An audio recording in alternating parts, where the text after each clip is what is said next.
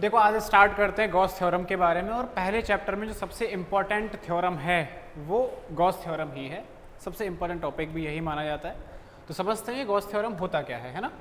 ध्यान से देखेंगे सभी ऐसे। देखो गॉस थ्योरम में ये बताया गया था कि जैसे हमने अभी इलेक्ट्रिक फ्लक्स को निकाला था और इलेक्ट्रिक फ्लक्स का जो फॉर्मूला हमने देखा था वो ये देखा था कि फाई किसके बराबर होता है भाई, E vector dot A vector, जिसे आप लिख सकते हो कि phi is equal to E A cos theta.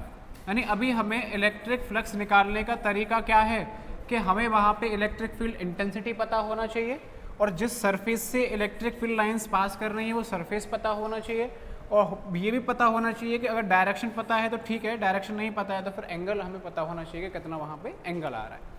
तो ये अगर इन्फॉर्मेशन है तो हम इलेक्ट्रिक फ्लक्स किसी भी सरफेस से निकाल सकते थे।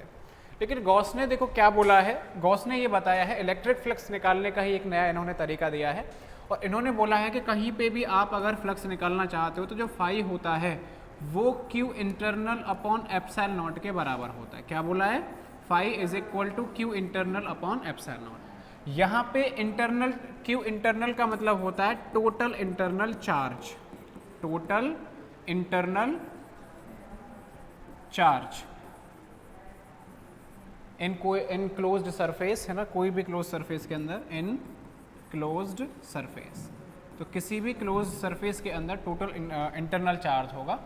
तो ये हमें यहाँ पर गॉस ने बताया कि अगर किसी भी क्लोज सरफेस में आपको चार्ज पता है, पहली कंडीशन यही है कि क्लोज सरफेस होना चाहिए। अगर क्लोज सरफेस है, क्लोज सरफेस के अंदर अगर चार्ज रखा हुआ है तो उस चार्ज से क्या निकल रही होंगी, इलेक्ट्रिक फील्ड लाइंस निकल रही होंगी और जितनी इलेक्ट्रिक फील्ड लाइंस निकल रही होंगी वही किसके बराबर होता है, इलेक्ट्रिक फ्लक्स के बराबर होता है। यानी कि जितनी भी इलेक्ट्रिक फील्ड लाइंस निकलेंगी जो इलेक्ट्रिक फ्लक्स के बराबर होता है उनकी संख्या आप कैसे निकालोगे, इंटरनल चार्ज को आप एप्सिलॉन नॉट से डिवाइड कर दीजिए, वही फ्लक्स के बराबर आ जाता है। तो बस कुल मिला के आपको ध्यान यही रखना है कि आपको नेट इंटरनल चार्ज लेना है और उसे एप्सिलॉन नॉट से डिवाइड कर देंगे। स्टेटमेंट आप देख सकते हो, the total electric flux through any closed surface. ये बहुत ज़रूरी है, गॉस थ्योरम केवल और केवल क्लोज सरफेस के लिए ही एप्लीकेबल है। तो close surface is equal to 1 upon epsilon naught times of the net charge enclosed by that surface. तो किसी भी सरफेस के अंदर जितना चार्ज होता है उसका 1 अपॉन एप्सिलॉन नॉट टाइम्स कर दो तो आपको टोटल फ्लक्स निकल के आ जाएगा। यानी सीधा सीधा आप इस तरीके से लिख सकते हो। इसी को हम ऐसा भी लिख सकते हैं कि जो फाई होता है वो बराबर आ जाएगा integration of E vector dot D A is equal to Q internal upon epsilon. ये हमने कहाँ से निकाला, ये तो हम फॉर्मूला जानते हैं कि फ्लक्स किसके बराबर होता है, ई ए के बराबर होता है। अगर छोटा सा एरिया दे रखा है तो छोटे से एरिया को क्या करना पड़ेगा, इंटीग्रेट करना पड़ेगा, इसीलिए हमने यहाँ पे इंटीग्रेशन कर दिया है। तो फ्लक्स निकालने के हमारे पास कितने तरीके हैं, दो तरीके हैं। एक तो ई डॉट डी ए से निकाल सकते हो और किससे निकाल सकते हैं भाई, Q internal upon epsilon not से भी आप निकाल सकते हो फ्लक्स को, है ना, कैसे भी निकाल लीजिए। अब देखो इंटीग्रेशन के साइन पे ये हमने यहाँ पे ये क्या सर्कल सा क्या बना हुआ है, ये सर्कल बनाया जाता है कि जो हम इंटीग्रेशन कर रहे हैं वो किसी क्लोज सरफेस के लिए कर रहे हैं। किसके लिए, क्लोज सरफेस के लिए। तो क्लोज सरफेस के लिए यहाँ पर हम बीच में इंटीग्रेशन के ऊपर क्लोज वाला साइन लगा देते हैं, ठीक है। तो ये हमारा निकल के आ जाएगा, कौन सा है, गॉस थ्योरम हमारा हो गया। अब यहाँ पे जो एप्सिलॉन नॉट आ रहा है, एप्सिलॉन नॉट आप सभी जानते ही हो, सबसे पहले हमने चैप्टर में यही पढ़ा था जब हम कूलम्ब्स लॉ पढ़ रहे थे। तो वहाँ पे एप्सिलॉन नॉट की वैल्यू हमने देखी थी, कितनी होती है, 8.85 into 10⁻⁻⁻² coulomb square upon newton into metre square इसकी यूनिट होती है। तो इस तरीके से हम ये जानते ही हैं, तो ये आप जानते हो। और एप्सिलॉन नॉट होता क्या है, electric permittivity of free space और वैक्यूम। तो वैक्यूम या फिर फ्री स्पेस की इलेक्ट्रिक परमिटिविटी होती है, तो यहाँ से ये देखा जा सकता है। अब आगे ध्यान से आप समझो यहाँ पर नेक्स्ट कि जो गॉस थ्योरम है, गॉस थ्योरम हमने जो पढ़ी है वो किस किस चीज़ पे डिपेंड करेगी, किस तरीके से आप इसे अप्लाई करोगे, वो सारी चीज़ें देखो भाई। पहला आपको पॉइंट ये ध्यान रखना है कि आपको अगर इस तरीके से दे दिया जाए कि एक चार्ज तो यहाँ पे दे दिया है कि प्लस Q1 है, इधर माइनस के Q2 है और इधर प्लस के Q3 दे रखा है। एक तो ये इस तरीके से चार्जेस दे रखे हैं। दूसरी बार में आपको कुछ इस तरीके से दे दिया कि Q1 इधर दे दिया, माइनस Q2 इधर दे दिया और Q3 इधर दे दिया। तीसरा आपको इस तरीके से दे दिया कि जो सरफेस है वो ऐसा ना करके सरफेस बिल्कुल सर्कुलर दे दिया है, इधर Q1 दे दिया, इधर माइनस Q2 दे दिया और इधर क्या दे दिया आपको, Q3 दे दिया। तो सरफेस कैसा भी हो, चौथा सरफेस आपको इस तरीके से सिलिंड्रिकल सरफेस दे दिया यहाँ पे, और सरफेस में इधर मैंने मान लिया Q1 चार्ज है, यहाँ पर -Q2 चार्ज है, और यहाँ पर कितना चार्ज है, Q3 चार्ज। तो चार तरीके से आपको यहाँ पे चार्ज दिख रहे होंगे। चार्जेस का देखो कहीं कहीं ओरिएंटेशन भी बदल रहा है। चार्जेस का ओरिएंटेशन का मतलब है कि Q1 इधर है, यहाँ इधर चला गया है, ये इधर है, इधर चला गया। चार्जेस का ओरिएंटेशन बदल रहा है। और जो सरफेस है, जो क्लोज सरफेस है, उसका शेप भी जो है आपको बदलता हुआ नजर आ रहा होगा, है ना। तो चाहे क्लोज सरफेस का शेप बदल जाए, चाहे चार्जेस जो रखे हुए हैं उनका ओरिएंटेशन बदल जाए, उन्हें बदलने से टोटल फ्लक्स पर कोई भी इफेक्ट नहीं पड़ेगा। क्यों नहीं पड़ेगा? क्योंकि इन चारों सरफेस के कारण, ये जो चारों सरफेस दे रखे हैं, इन सभी सरफेस के अगर आप Q इंटरनल की बात करो कि नेट इंटरनल चार्ज कितना है, तो नेट इंटरनल चार्ज अगर आप निकालोगे तो इसमें कितना मिलेगा भाई, +Q1 -Q2 +Q3, ये आपको नेट इंटरनल चार्ज मिलेगा। आप नीचे लिख सकते हो। तो +Q1 -Q2 प्लस कितना आ जाएगा भाई, Q3 आ जाएगा। तो नेट इंटरनल चार्ज तो इन सभी सरफेसेस के कारण यही मिलेगा। यानी इन सभी के कारण अगर आप फ्लक्स निकालना चाहोगे तो फ्लक्स हम जानते हैं कितना होता है, Q internal upon epsilon not होता है। यानी कितना आ जाएगा भाई, ये Q1 -Q2 +Q3 upon epsilon not आ जाएगा। टोटल जो चार्ज दे रखा है उसको बस आपको ऐड कर देना है और एप्सिलॉन नॉट से डिवाइड कर देना है। वही किसके बराबर है, हमारा फ्लक्स के बराबर आ जाएगा। यानी मैं कह सकता हूँ कि जो इलेक्ट्रिक फ्लक्स है वो चार्ज के ओरिएंटेशन और क्लोज सरफेस के शेप पर डिपेंड नहीं करता है। तो it does not depend on orientation of charge and shape of the surface. Close surface जो है उसके शेप पे भी डिपेंड, शेप कैसा भी हो कोई फर्क नहीं पड़ेगा। चार्ज जो है वो कहीं पर हो, इधर आ जाए इधर आ जाए, लेकिन अंदर एक जैसा चार्ज होना चाहिए। तो टोटल चार्ज देखना है आपको कितना चार्ज दे रहा हुआ है। नेक्स्ट आप इस तरीके से भी देख सकते हो कि अगर मैं ऐसा बोल दूं कि हमारे पास में ये कोई सरफेस दे रखा है, इधर चार्ज रखा है Q1, यहाँ पर Q2 और यहाँ पर मैंने मान लिया Q3। यहाँ से अगर आपसे फाई पूछा जाए तो आप निकाल सकते हो। फाई किसके बराबर है, Q internal upon epsilon not. कितना आ जाएगा भाई, Q1 -Q2 +Q3 अपॉन कितना आ गया, एप्सिलॉन नॉट। ये हमने अभी अभी पिछले केसेस में निकाला भी है। अगर मैं यहाँ पे आपसे बोल दूँ कि ये जो हमारे पास सरफेस था, इधर Q1 है, इधर -Q2 है, इधर Q3 है, इसके सामने यहाँ पर मैंने Q4 चार्ज और रख दिया, यानी बाहर की ओर मैंने एक चार्ज और रख दिया है, 4 चार्जेस हो गए। अब अगर हमसे फ्लक्स पूछा जाए तो यहाँ फ्लक्स वही रहेगा या बदल जाना चाहिए, ये हमें निकालना है। तो आप खुद सोच समझ के बताओ भाई, अब फ्लक्स बदल जाएगा या वही रहेगा? वही रहेगा। क्यों वही रहेगा? क्योंकि हमें केवल और केवल इंटरनल चार्ज देखना है।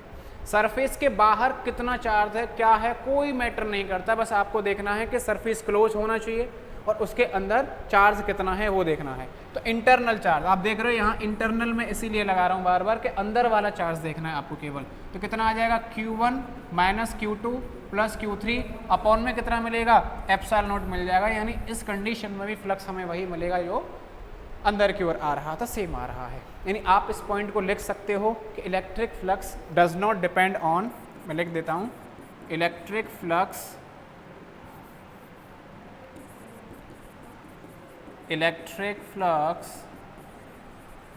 does not depend on orientation of charges and shape of closed surface. It only depend on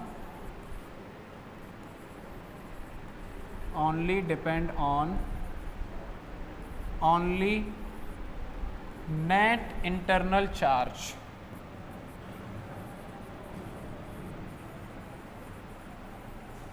तो नेट इंटरनल चार्ज के अंदर ही डिपेंड करेगा। नेट इंटरनल है, ओनली 2 बार लिख रहा है, इट ओनली डिपेंड्स ऑन। अच्छा ठीक है, इस तरीके से आप लिख सकते हो। तो ये हमारे आपको ध्यान रखना है, ओरिएंटेशन बदल जाए, शेप बदल जाए, कोई फ़र्क नहीं पड़ेगा, या चार्जेस बदल जाए कोई फ़र्क नहीं पड़ेगा, वो हमेशा कैसा रहेगा, सेम ही रहेगा। कुछ भी हो जाए आपको ध्यान रखना है अंदर कितना चार्ज है, उसी को आपको देखना है बस, है ना। अब देखो नेक्स्ट है गॉस लॉ प्रूफ। इसका प्रूफ किस तरीके से कर सकते हो, है ना, इसका हम प्रूफ देखने वाले हैं, ध्यान से समझो इसको। तो मैंने मान लिया कि मेरे पास यहाँ पर कोई चार्ज रखा हुआ है, मैंने मान लिया कितना चार्ज रखा हुआ है भाई, Q चार्ज रखा हुआ है, और इस Q चार्ज के कारण यहाँ पे एक पॉइंट है P, इस पॉइंट पे हमें क्या निकालना है, सपोज इलेक्ट्रिक फील्ड इंटेंसिटी मुझे निकालनी है।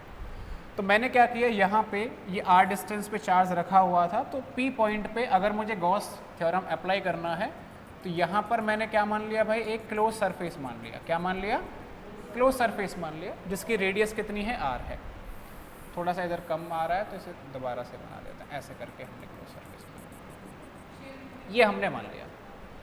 अब अगर मैं इस पॉइंट P पे छोटा सा सरफेस है, एक छोटा सा सरफेस मैंने मान लिया, यहाँ पर ये छोटा सा एरिया मैंने सेलेक्ट कर लिया, इस छोटे से एरिया मैंने मान लिया कितना है, dA है, कितना है, dA है।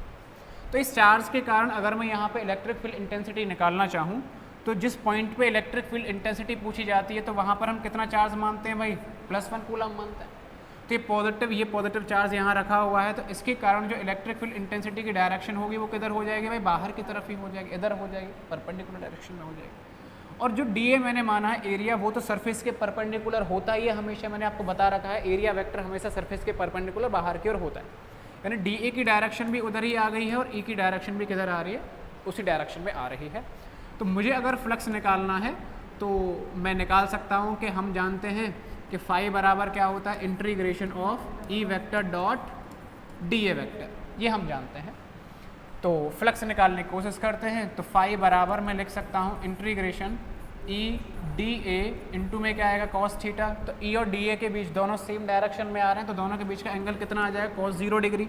और जानते हो ना आप cos 0 डिग्री की वैल्यू कितनी होती है भाई, +1 के बराबर होती है।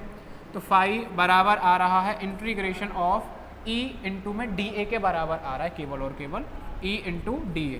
अब देखो E को तो मैं बाहर लेके जा सकता हूँ और dA का अगर इंटीग्रेशन कर देंगे तो कितना हो जाएगा, ये E इंटू A के बराबर हो जाएगा। अब आप वैल्यू पुट कर सकते हो, E मतलब इस पॉइंट चार्ज के कारण यहाँ पे जो इलेक्ट्रिक फील्ड इंटेंसिटी है, तो r डिस्टेंस पे अगर मैं इलेक्ट्रिक फील्ड इंटेंसिटी निकालूँ तो फॉर्मूला आपको पता है, E किसके बराबर होता है, KQ/r²। तो पुट कर देते हैं E की जगह KQ अपॉन रेडियस यानी r का स्क्वायर। अब हमें निकालना है इसका एरिया, एरिया यानी इस पूरे का एरिया। तो इसका पूरे का एरिया जानते हो आप कितना होता है, 4πr² होता है। तो एरिया कितना आ जाएगा, 4πr², ये एरिया आ जाएगा। अच्छा, हम जानते हैं एक पता है हमें k किसके बराबर होता है भाई, 1/4πε0 के बराबर होता है। तो k की जगह पे मैंने पुट कर दिया 1/4πε0 और ये Q/r² इंटू में यहाँ पर क्या आ रहा है भाई, 4πr²। आपको दिख रहा है कुछ यहाँ पर कैंसिल आउट होते हुए दिख रहा है, 4π से 4π कैंसिल, r² से r² कैंसिल, यानी फाई बराबर आ गया है Q/ε। यही हमें प्रूफ करना था कि टोटल जो फ्लक्स होता है वो किसके बराबर होता है, इस सरफेस के अंदर रखा हुआ चार्ज कितना है, Q, इस चार्ज का क्या कर दो, 1/ε0 टाइम कर दो, वही किसके बराबर होता है, फ्लक्स के बराबर होता है। इसी तरीके से आप इसे प्रूफ कर सकते हो, हैंस प्रूफ। तो ये हमारा गॉस लॉ का प्रूफ हो जाता है। कोई पॉइंट चार्ज माना है, r डिस्टेंस पे एक पॉइंट माना है, P क्लोज सरफेस मान लिया है ना, सर्कुलर स्पेरिकल फॉर्म में है, एक स्पेरिक फॉर्म में क्लोज सरफेस माना है।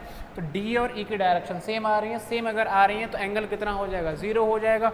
वैल्यू पुट करते जाओगे, E की वैल्यू आप जानते हो KQ/r² होता है। एरिया इस पूरे का कितना आ जाएगा भाई, 4πr²। वैल्यू पुट कर दो, कैंसिल आउट करके आप तुरंत पता कर दोगे कि ये हमारा Q/ε0 के बराबर आ गया है। कर दोगे भाई प्रूफ, ऐसा अगर क्वेश्चन आ जाए तो। अब ये तो इसका प्रूफ हो गया, कोई डाउट तो नहीं आ रहा भाई यहाँ पे, क्या कर दिया है, E की जगह KQ/r² क्यों कर दिया। देखो यहाँ पर कितना चार्ज है, +Q चार्ज है। इस चार्ज के कारण यहाँ पर हमें इलेक्ट्रिक फील्ड इंटेंसिटी निकालनी है, कितनी डिस्टेंस पे निकालनी है, r डिस्टेंस पे। तो पॉइंट चार्ज के कारण इलेक्ट्रिक फील्ड इंटेंसिटी का फॉर्मूला हमने बताया था, कितना होता है, KQ/r², पता है। तो वही वैल्यू हमने पुट कर दी है यहाँ पे। भले ही आप लिख लेना कि E किसके बराबर हो गया, KQ/r², पॉइंट चार्ज के कारण हमने पढ़ा हुआ है, ये वही हमने फॉर्मूला यहाँ पे अप्लाई किया है। ठीक है, आगे देखो इसके ऊपर जो क्वेश्चंस बनते हैं कुछ वो भी हम देखेंगे। अच्छा, इसके यूजेस कहाँ कहाँ पे होते हैं वो देख लो एक बार बस थोड़ा सा। Simplifying electric field calculation where there is symmetry in charge distribution. तो इलेक्ट्रिक फील्ड की कैलकुलेशन करने के लिए गॉस थ्योरम हम अप्लाई कर सकते हैं और इसकी यूज़ हम करेंगे भी आगे जाके। It is use to find total flux. Total flux भी निकालने के लिए हमें जो है यूज़ किया जाएगा, कहाँ से? With closed surface. सरफेस कैसा होना चाहिए? क्लोज होना चाहिए। तो क्लोज सरफेस से जो टोटल फ्लक्स जा रहा है उसको निकालने के लिए इसका हम यूज़ कर सकते हैं। अगला है by applying Gauss law we can easily find out electric intensity due to various kinds of charge distribution. तो चार्ज का किसी भी तरीके से डिस्ट्रीब्यूशन हो रहा हो उस सभी के कारण हम इलेक्ट्रिक फील्ड इंटेंसिटी आसानी से निकाल सकते हैं। अगला है any charge outside the closed Gaussian surface will not effect the next electric flux passing through the closed Gaussian surface because it depends only net enclose charge. इसका मतलब वही है जो अभी मैंने बताया था, जैसे अंदर कितने भी चार्जेस रखे हुए हों, Q1 है, -Q2 है, Q3 है, अगर बाहर कितना भी चार्ज रख दिया जाए तो बाहर जो चार्ज है वो अंदर से पास करने वाले इलेक्ट्रिक फ्लक्स पे कोई इफेक्ट नहीं करेगा। तो यहाँ पे भी फाई कितना आएगा भाई? Q1 - Q2 plus Q3 upon epsilon not आएगा। बाहर रखे हुए चार्ज से फ्लक्स पे कोई फर्क नहीं पड़ता है। ठीक है, तो ये था हमारा पूरा का पूरा।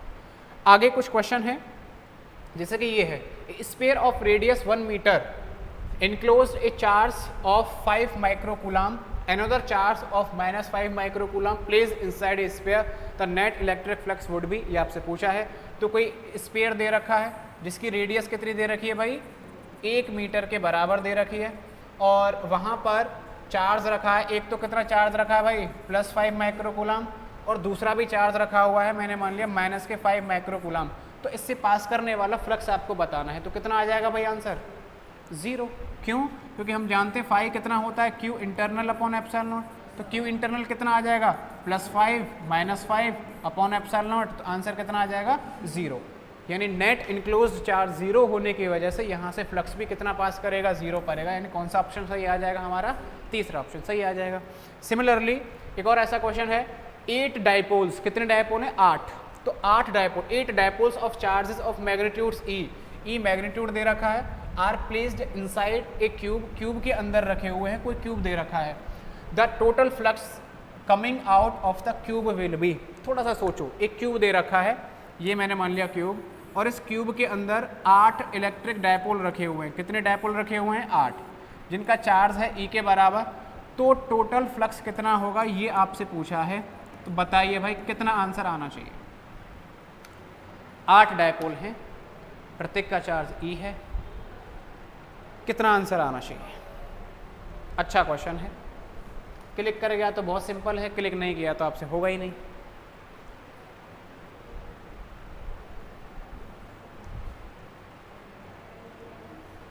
डायपोल का मतलब समझते हैं ना? डायपोल का मतलब होता है एक तरफ -Q चार्ज होगा, दूसरी तरफ +Q चार्ज होगा। ध्यान से समझो इसे। अगर मैं कहूँ मेरे पास केवल एक डायपोल है, तो एक डायपोल है, इसका मतलब यहाँ पर -Q हो गया, इधर कितना हो गया? +Q। दोनों को जोड़ोगे तो चार्ज कितना हो गया? 0। 2 डायपोल हो जाएंगे तो उन्हें जोड़ोगे तो भी 0, 3 हो तो भी 0। 10 डायपोल दे दिए जाएँ, 20 दे दिए जाएँ, 1000 दे दिए जाएँ, कितने भी डायपोल दे दिए जाएँ, टोटल इनक्लोज्ड चार्ज कितना हो जाएगा? 0 हो जाएगा। क्योंकि हमें पता है डायपोल में एक नेगेटिव होता है, एक पॉजिटिव होता है, दोनों जुड़ जाएंगे तो 0 हो जाएगा। इसीलिए यहाँ पर Q इंटरनल पूरा कितना मिलेगा? 0। यानी फाई भी कितना मिल जाएगा? 0 मिल जाएगा। तो ऐसे क्वेश्चन में बच्चे अटक जाते हैं, है ना? बस इतना ध्यान रखना है। डायपोल आने का मतलब कितने भी डायपोल हों, अगर चार्ज दे के एक 10 कूलम चार्ज है या E दे रखा है यहाँ पे, आपको कोई फर्क नहीं पड़ता। अगर 10 है तो एक -10 है, एक +10 है, दोनों को जोड़ोगे तो 0 हो जाएगा। कितना भी चार्ज दे दिया जाए, कितने भी डायपोल दे दिए जाए, 1 दें, 2 दें, 20 दें, कितने भी दें, तो नेट चार्ज 0 होने के कारण वहाँ से पास करने वाला फ्लक्स हमेशा कितना मिलेगा? 0 के बराबर ही मिलेगा। कर सकते हैं इजीली। तो आंसर कौन सा है हमारा? 4th आंसर है, 0 के बराबर हमें यहाँ पे मिल जाना चाहिए। एक और देखते हैं, ए charge of 5 coulomb is placed at the centre of spherical Gaussian surface. तो ये हमारा यहाँ पर 5 माइक्रोकूलम चार्ज है और रेडियस कितनी है? 5 centimetre. The electric flux through the surface is 1/ε0 times of what? ये आपसे पूछा है, तो निकाल सकते हैं। फाई आपसे पूछा है, तो फाई कितना होता है भाई? Q internal upon epsilon. तो phi is equal to, internal charge देखना है आपको बस। इंटरनल चार्ज कितना है भाई? यहाँ पे 5 माइक्रोकूलम है, तो कितना रख दोगे भाई आप यहाँ पे? सॉरी 5 कूलम है केवल और केवल, तो ये केवल 5 कूलम है, 5 कूलम। तो कितना आ जाएगा? 5/ε0। यानी एप्सिलॉन नॉट का कितने टाइम्स आ रहा है, किसका आ रहा है, 5 आ जाएगा। तो कौन सा आंसर आ जाएगा हमारा, 4th आ जाएगा। तो इस तरीके से बहुत सिंपल से क्वेश्चन है, आराम से इन्हें आप कर सकते हो, ठीक है, इजीली कर पाओगे इन्हें आप, तो इस तरीके से हो जाएगा। अब देखो कई बार ऐसे क्वेश्चंस भी आ जाते हैं कि जैसे हमारे पास एक क्यूब दे रखा है, ध्यान से समझना, क्यूब दे रखा है, क्यूब के सेंटर पे कोई चार्ज रख दिया, कितना चार्ज रख दिया, मैंने मान लिया Q चार्ज रख दिया, तो क्यूब से टोटल फ्लक्स कितना पास कर रहा है अगर हमसे वो पूछ लिया जाए तो हम इजीली निकाल लेंगे। मैं इसे देखो करवा देता हूँ। जैसे ये रहा हमारा क्यूब और ये मैंने इधर बना दिया है और इसकी साइड तो सेम ही होंगी अगर ये क्यूब दे रखा है तो क्यूब है A क्रॉस A का हो जाएगा, ठीक है। अब इसके सेंटर पे बिल्कुल बीचा बीच में मैंने मान लिया कि यहाँ पर एक चार्ज रखा हुआ है और ये 10 कूलम मैंने चार्ज मान लिया सेंटर पे है। तो टोटल फ्लक्स अगर पूछा जाए यहाँ से तो टोटल फ्लक्स आप निकाल लोगे इजीली। टोटल फ्लक्स यानी कितना आ जाएगा, Q internal upon epsilon not, और Q इंटरनल अभी फ़िलहाल आप रैंडम चार्ज यहाँ पर Q मान लो, तो मैंने Q मान लिया, तो टोटल कितना आ जाएगा भाई, Q अपॉन एप्सिलॉन नॉट आ जाएगा। ये जो फ्लक्स है वो क्यूब के सभी सरफेस से पास कर रहा होगा। बीच में अगर हमने चार्ज रख दिया तो इलेक्ट्रिक फील्ड लाइन्स जा रही होंगी, और क्यूब के कितने सरफेस होते हैं भाई, 6, 6 सरफेस से जा रहा होगा इक्वल, इससे भी जाएगा, इससे भी जाएगा, इससे भी, इससे भी, इससे भी, चारों ये और 2 ये वाले, 6 से जा रहा होगा। 6 से सरफेस इतना जा रहा है टोटल। हमसे क्या पूछा जाता है कि एक क्यूब है, क्यूब के सेंटर पे एक चार्ज रख दिया जाए तो किसी एक सरफेस से पास करने वाला फ्लक्स बता दिए कितना आ जाएगा, किसी एक सरफेस से पूछा जाएगा। तो ये तो कितने से जा रहा है, 6 से, तो 1 से अगर पूछा जाए तो आप आराम से निकाल दोगे। तो electric flux passing through one surface, एक सरफेस से अगर पूछा जाए तो पता है कितना आ जाएगा, टोटल फ्लक्स का कितना कर दो भाई, 6 टाइम कर दीजिए। एक सरफेस से ये आ जाएगा, जो भी हमारा टोटल फ्लक्स था उसको अब आपको 6 से डिवाइड करना पड़ेगा। अगर बोल दिया यार 2 सरफेस से बताओ, तो जो 1 से आ रहा है वो निकाल लो, इसमें 2 से मल्टीप्लाई कर दो, 3 से निकलवाए तो 3 से मल्टीप्लाई कर दो, 4 से निकलवाए तो 4 से मल्टीप्लाई कर दो। आराम से कर सकते हो ऐसे क्वेश्चंस को, है ना। तो आते हैं जनरली कि क्यूब है, क्यूब के सेंटर पे 10 कूलम का चार्ज रख दिया तो उसके एक सरफेस से कितना फ्लक्स पास करेगा। बच्चे घूम जाता है 1 से कैसे निकालें, तो 6 से तो आप जानते हो ना कैसे निकालेंगे। 6 से कितना आ जाएगा टोटल, यानी 10 कूलम को कैसे डिवाइड कर दोगे भाई आप, एप्सिलॉन नॉट से, और एक सरफेस से अगर चाहिए तो उसे 6 से डिवाइड कर देंगे।